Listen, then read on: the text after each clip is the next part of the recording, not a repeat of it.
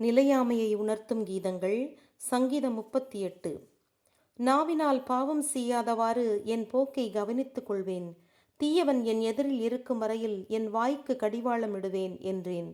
வாய் பேசாது வாளாயிருந்தேன், பயனொன்றும் இல்லை. என் துயரமோ மீண்டும் கிளர்ந்தெழுந்தது. என் உள்ளம் என் அகத்தே எரிச்சல் கொண்டது. நினைக்க நினைக்க பற்றி எறிந்தது.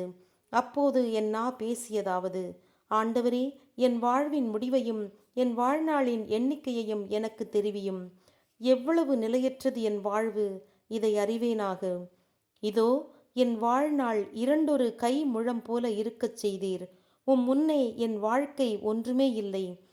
மனிதனும் ஒரு சிறு மூச்சு போல் இருக்கின்றான். வெறும் நிழலைப் போல கடந்து போகிறான் மனிதனும். அவன் கலக்கப்படுவதெல்லாம் வீணே. பொருளை சேர்க்கிறான், ஆனால் யார் அதை அடைவர் என அறியான். ஆகவே ஆண்டவரே, நான் எதிர்பார்ப்பது என்ன? உம்மிடமே என் நம்பிக்கையெல்லாம்.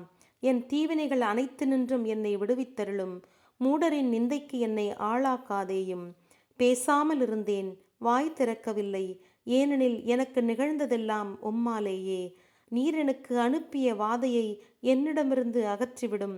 உமது கரத்தின் தாக்குதலால் நான் நிலை குலைந்து போகிறேன். குற்றத்தின் பொருட்டே நீர் ஒருவனை தண்டிக்கிறீர்.